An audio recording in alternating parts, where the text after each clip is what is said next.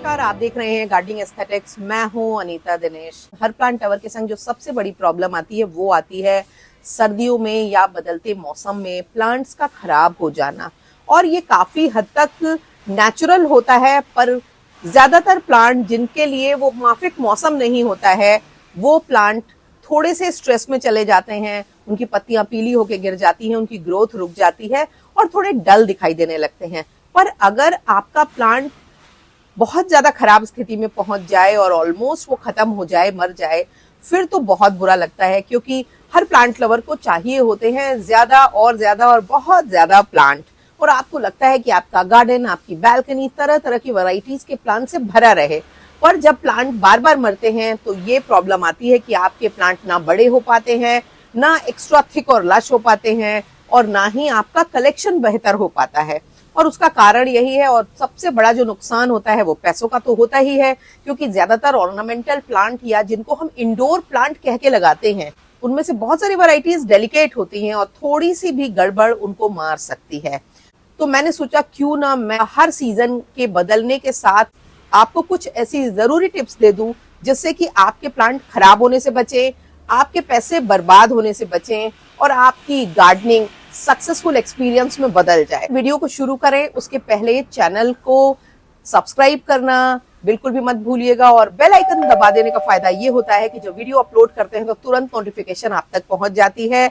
तो मेरे लिए सबसे बड़ा जो रिवॉर्ड है वो आपका लाइक, आपका कमेंट और आपका शेयर है। मेरे वीडियोस के लिंक को अपने गार्डनिंग लविंग फ्रेंड्स और रिलेटिव के संग शेयर करना बिल्कुल भी मत भूला करिए। और अगर आप एक छोटा सा उस पे हार्ट या कमेंट ही दे देते हैं तो मेरे वीडियोस की रीच बढ़ती है और वो ज्यादा लोगों तक पहुंचते हैं। सबसे पहली और सबसे इम्पोर्टेंट चीज है कि नए प्लांट्स को खरीदने में हड़बड़ी बिल्कुल भी ना दिखाएं।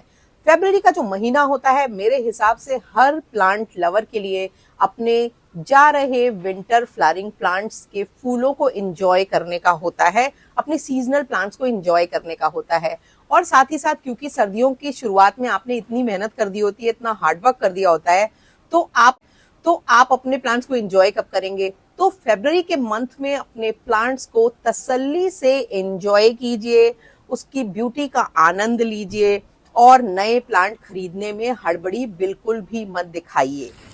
दूसरी चीज आपको जो ध्यान रखनी है कि वाटरिंग की फ्रीक्वेंसी अपने प्लांट्स में बढ़ानी है, क्योंकि दिन में जो टेम्परेचर है वो काफी ज्यादा हो जा रहा है। हालांकि रात में अभी भी टेम्परेचर कम होता है, तो ये मान लेना कि दिन में गर्म होने लगा है तो गर्मियां आ गई हैं, ऐसा नहीं होता है।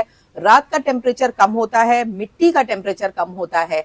ऐसे में आपके लिए जरूरी है कि दिन में, क्योंकि तीखी धूप हो जाती है, हवा भी चलती है, तो वो पॉट के मिट्टी के मॉइस्चर को उड़ा ले जाती है। और ऐसे में अगर आप वाटरिंग की फ्रीक्वेंसी नहीं बढ़ाएंगे तो आपके परमानेंट प्लांट खराब होंगे, और इसके साथ ही आपके विंटर फ्लावरिंग प्लांट भी जल्दी स्पेंट हो जाएंगे, जल्दी खराब हो जाएंगे। जबकि अगर आप उनको लंबा चलाना चाहते हैं तो अब आपको ये देखना पड़ेगा कि अगर पॉट की टॉप सॉइल सूखी है तो उसमें वाटरिंग कर दें, क्योंकि इससे आपके प्लांट की जो लाइफ है वो थोड़ी बढ़ जाएगी और खींचते खांचते आप होली तक तो एटलीस्ट अपने विंटर फ्लावरिंग प्लांट को अच्छे से बढ़िया रख पाएंगे। तो ये भी एक इम्पोर्टेंट है। तीसरी और बहुत इम्पोर्टेंट चीज है कि अगर आप नर्सरी विजिट पे जा रहे हैं तो परमानेंट प्लांट जो कि पहले से नर्सरी में रखे हुए हैं उनको खरीदने की जहमत मत उठाइए। अगर कोई नया स्टॉक आया है, आप उसमें से अगर प्लांट लेंगे तो वो प्लांट ज्यादा फ्रेश होगा, उसके ऊपर मौसम का स्ट्रेस नहीं होगा, तो उसके चलने के चांसेस ज्यादा होंगे। जबकि आप पहले से रखे हुए प्लांट को लेंगे तो नर्सरी में वो ऑब्वियसली डोरमेंट या सेमी डोरमेंट रहा होगा, डल भी होगा, हो सकता है उसमें रूट्स में रॉट होने लगी हो सकता है उसमें कोई डिजीज या फंगस का अटैक हो रहा हो, जिससे कि जब आप प्लांट लाए वहां तो अच्छा दिखे पर यहाँ आने के 2-4 दिनों बाद वो खराब हो जाए। और खास करके क्रोटोन, एग्लोनिमा, कैलेथिया इस तरह के प्लांट के केस में इस बात पे गौर करना बहुत जरूरी है। हड़बड़ी में, जल्दबाजी में प्लांट्स को नहीं खरीदिए। अभी भी मौसम फर्क है, रातें ठंडी होती हैं, बारिश का मौसम दोबारा आ सकता है, फ्रॉस्ट भी हो सकता है 1-2 दिन 4 दिन के लिए दोबारा लौट के चला आए, तो इसलिए इंतजार कीजिए और बहुत ज्यादा हड़बड़ी मत दिखाइए। कोई ऐसा परमानेंट प्लांट जो आपको लग रहा है खराब हो रहा है उसको रिपोर्ट करने में अभी हड़बड़ी मत दिखाइए, क्योंकि दिन में तो धूप है पर रात का टेम्परेचर अभी भी कम है परमानेंट प्लांट्स के हिसाब से। और ऐसा करके आप अपने प्लांट को जो डोरमेंट है या स्ट्रेस में है उसको मार सकते हैं, खराब कर सकते हैं। इसलिए क्रोटोन के प्लांट भी अगर पत्तियां झाड़ चुके हों, उनकी पत्तियां ब्राउन हो चुकी हों या काफी डल दिखाई दे रहे हों, ऑलमोस्ट बिना पत्तियों के हो गए हों, तो भी इंतजार कीजिए उसमें फर्स्ट ग्रोथ के साइन दिखाई देने का। उसके बाद उसमें कोई फर्टिलाइजर ऐड कीजिए, फिर कुछ दिनों बाद जब उसमें कुछ नई ग्रोथ हो जाए तब उसको रिपोर्टिंग की जहमत उठाइए। और अगली चीज है कि आपको अपने अडेनियम के प्लांट्स की अभी कटिंग नहीं करनी है, क्योंकि कई बार ऐसा होता है या आप तक जल्दी इंफॉर्मेशन देने के चक्कर में हम जल्दी जल्दी आपको बताने लगते हैं कि अब राइट टाइम आ गया है, अडेनियम की कटिंग कर लीजिए, अब ऐसा कर लीजिए, अब वैसा कर लीजिए। अडेनियम की कटिंग का ये राइट टाइम अभी नहीं आया है, क्योंकि अभी भी रात में जो टेम्परेचर है वो 11-10 डिग्री तक चला जाता है, जो कि अडेनियम को बिल्कुल भी पसंद नहीं आता है। और कई बार अभी अगर कहीं स्नोफॉल हो गया तो ठंड बढ़ जाने के चांसेस हैं, बारिश हो गई तो भी ठंड बढ़ जाने के चांसेस हैं। कई बार इस मौसम में भी फ्रॉस्ट भी आ जाता है वापस। तो ये आपको ध्यान रखना है कि आपको अभी अपने अडेनियम की कटिंग नहीं करनी है। आपको 15 फरवरी तक तो ये इंतजार करना है कि आपके यहाँ के मौसम का रुख किस तरफ है। आप चाहें तो वेदर फोरकास्ट दिस मंथ भी देख सकते हैं, दिस वीक भी देख सकते हैं गूगल पे जाकर के। उससे आपको पता चल जाएगा कि कहीं रेनफॉल होने के चांसेस तो नहीं है, क्योंकि अगर आपने अडेनियम की फ्रेश कटिंग्स बनाई हैं और कटिंग की है अपने अडेनियम के पुराने प्लांट की, पर बारिश हो गई तो उनमें कट्स जो हैं वो ताजा होते हैं, जिसकी वजह से उनमें फंगस आ जाने का या उनके रॉट हो जाने का खतरा होता है। और यही बात अडेनियम की रिपोर्टिंग में भी लागू होती है। अभी बिल्कुल भी आपको अडेनियम की रिपोर्टिंग नहीं करनी है। ये काम आपको फरवरी के लास्ट वीक में या 15 फरवरी के बाद आपके यहाँ के तापमान के हिसाब से करना है। और नहीं, अगर आपके यहाँ थोड़ा कम टेम्परेचर है तो आप मार्च की फर्स्ट वीक में भी अडेनियम्स की रिपोर्टिंग कर लेते हैं। पर अडेनियम की कटिंग और रिपोर्टिंग दोनों काम एक संग मत कीजिए।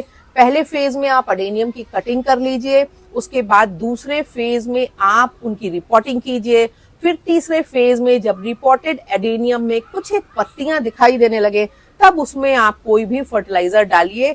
हालांकि मिट्टी में तो आप ऑर्गेनिक कंपोस्ट डालेंगे ही डालेंगे, और मैं बाद में जो फर्टिलाइजेशन की बात कर रही हूँ वो किसी भी तरह के केमिकल फर्टिलाइजर या एडिशनल फर्टिलाइजर। एक बड़ी इंपॉर्टेंट चीज है कि फ्रेश प्लांट की जो कटिंग्स है परमानेंट प्लांट की, उनको भी 15 फरवरी के पहले आप नहीं लगाएं, क्योंकि अगर आप जल्दबाजी कर देंगे तो आपकी कटिंग्स या तो ग्रो नहीं होंगी या बहुत स्लो ग्रो होंगी, और या फिर इतनी ज्यादा स्ट्रेस में जाएंगी कि लंबा समय ले लेंगी। और परफेक्ट टेम्परेचर में जब आप उनको लगाएंगे तो वो तुरंत उनमें नई ग्रोथ स्टार्ट हो जाएगी।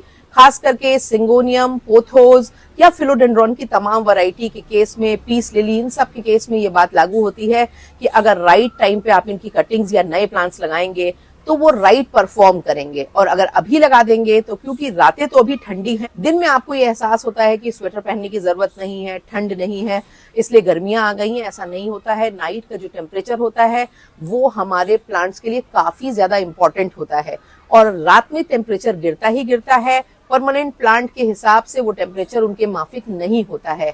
ऐसे में तमाम आपके जीजी प्लांट, एग्लोनिमा, कैलेथिया के खराब होने के काफी हद तक चांसेस होते हैं। और क्योंकि सुबह और रात के टेम्परेचर में गैप भी हो जाता है अच्छा खासा, उससे भी प्लांट को एडजस्ट करने में दिक्कत होती है। अगर आप विंटर फ्लावरिंग प्लांट्स जैसे जीनिया और तमाम इस तरह के प्लांट के सीड्स लगाना चाहते हैं तो अभी उनके सीड्स को सो करने का सही समय नहीं है। 15 फरवरी के बाद रात का टेम्परेचर जब बढ़ने लगेगा तभी हमें उनके सीड्स को लगाना है, ताकि वो अच्छे से जर्मिनेट हो पाए। क्योंकि अगर अभी आप सीड्स को डाल देंगे तो उनका स्लो जर्मिनेशन होगा, स्पार्स जर्मिनेशन होगा, या कई बार नहीं भी जर्मिनेट होंगे ज्यादा जल्दबाजी कर देने से। तो समर फ्लावरिंग प्लांट के जो सीड्स हैं वो फरवरी की लास्ट वीक में या मार्च की फर्स्ट वीक में लगाइए, ताकि वो तुरंत से फूटे और तुरंत ही उनमें ग्रोथ अच्छी सी। अभी आप क्लेडियम, बॉल लिली और लिली की तमाम वैरायटीज एक्सेप्ट एमरेलियस लिली के आप उनके बल्ब्स को प्रोक्योर कर सकते हैं, खरीद सकते हैं, क्योंकि 15-20 दिनों बाद आपको अच्छी क्वालिटी के बल्ब ऑनलाइन तो एटलीस्ट नहीं मिलेंगे, छंट जाएंगे। क्योंकि ज्यादातर प्लांट लवर इस समय अपने गर्मियों में क्लेडियम के और तरह तरह की गर्मियों में लगाई जाने वाली लिलीज के सीड्स को अभी ही खरीद लेते हैं। ऐसे में आपको छटे हुए खराब क्वालिटी के बल्ब मिलेंगे, तो आप बल्ब्स तो अभी ले लें पर उनको अभी नहीं सो करें, क्योंकि क्लेडियम क्योंकि कोई भी लिली जो मार्च के बाद खिलती है उसके बल्ब्स को लगाने का समय मार्च की फर्स्ट वीक होता है। खास करके क्लेडियम के बल्ब्स को आप मार्च की फर्स्ट वीक, सेकेंड वीक अपने यहाँ के टेम्परेचर रेंज के हिसाब से लगाइए, तो उनमें वो मिट्टी में ज्यादा जल्दी स्प्राउट होंगे। उसका फायदा ये होगा कि वो मिट्टी में पड़े पड़े गलेंगे नहीं, रॉट नहीं होंगे, खराब नहीं होंगे। तो गर्मियों में अगर क्लेडियम लगाना चाहते हैं तो बल्ब्स को अगर ऑनलाइन खरीदना है तो अभी तलाश लें, बल्ब्स को मंगा करके रख लें अपने पास, ताकि आपके पास अच्छी क्वालिटी के बल्ब्स बने रहें। और जो लोग बहुत ज्यादा तादाद में बल्ब चाहते हैं उनको एक बड़ी अच्छी आइडिया देती हूँ, आप इंडिया मार्ट पे जाकर के क्लेडियम के होलसेल बल्ब सेलर्स को खोज सकते हैं, और अगर आपको बहुत ज्यादा क्वांटिटी में चाहिए तो आप वहां से भी मंगा सकते हैं। वो अमेज़न के मुकाबले काफी ज्यादा सस्ता पड़ेगा, क्योंकि वहां के जो रेट होते हैं वो होलसेल होते हैं। तो इसलिए जब भी अगर आपको कोई प्लांट ज्यादा क्वांटिटी में चाहिए हो तो आप इंडिया मार्ट को भी सर्च किया करो, क्योंकि नॉर्मली हम अमेज़न, फ्लिपकार्ट को सर्च करते हैं और जहां पर नर्सरी से ज्यादा कीमत में बल्ब्स और सीड्स मिलते हैं। पर इंडिया मार्ट पे क्योंकि होलसेलर्स होते हैं, तो वहां अगर आपके पास बड़ी क्वांटिटी है या आप 3-4 लोगों का ग्रुप बना लें, प्लांट लवर्स का एक संग मंगा लें, तो वो आपको काफी सस्ता और काफी किफायती पड़ता है। आपके जो बोगनवेलिया के प्लांट हैं उनमें अभी छोटे छोटे फूल आना शुरू हो गए हैं, इसलिए ये राइट टाइम नहीं है उनको कट करने का। अभी उनमें एक बार खूब बढ़िया फ्लावरिंग होने देना, उसके बाद जब फ्लावर स्पेंट हो जाएं तब उनकी आप हार्ड लाइट अपने प्लांट के हिसाब से प्रूनिंग कर सकते हैं। पर अगर आप अभी प्रून कर देंगे तो फिर आपके प्लांट में बड़े लंबे समय बाद फूल दिखाई देंगे, क्योंकि जब स्टेम्स पूरी निकलेंगी, ग्रोथ होगी, तभी फूल होंगे। तो इसलिए अभी जो फूल आने वाले हैं उनको एंजॉय कर लो, और अच्छा समय है 15 फरवरी के बाद कोई माइल्ड उसमें फर्टिलाइजर डाल देना या पानी डालना रोक देना, ताकि उनमें फूल अच्छे से बन जाए। क्योंकि अभी भी हमारे यहाँ तो बोगनविला में छोटे छोटे फूल दिखाई देना शुरू हो गए हैं, और पूरी तरह से भरने के लिए ये जरूरी है कि इनिशियल स्टेज में पानी अच्छा डालो, फिर एक पॉइंट के बाद पानी डालना रोक दो, और फिर देखो किस तरह से बोगनविला का प्लांट फूलों से भर जाए। मौसम बदलने वाला है, तैयारी करो। आप मिट्टी बनवा के रख सकते हो या बना के रख सकते हो। आप ये डिसाइड, आप एक स्केड्यूल बना सकते हो कि किस किस तरह से आप अपने प्लांट्स को रिवाइव करोगे, अपने प्लांट्स को रिजुविनेट करोगे या किस तरह से रिप्लेस करोगे। तो इन सब स्ट्रैटेजीज को बनाने में इस टाइम को लगाओ। सुबह अपने प्लांट्स के संग चाय पीने में, कॉफी पीने में इस टाइम को लगाओ, उनकी ब्यूटी को एंजॉय करने में लगाओ, क्योंकि विंटर फ्लावर्स अब थोड़े दिन के मेहमान हैं, तो उनकी सुंदरता को जी भर के निहारो, खूबसूरती को एंजॉय करो। और अभी परमानेंट प्लांट के बारे में नहीं सोचना है, कम से कम 15 फरवरी तक तो बिल्कुल नहीं।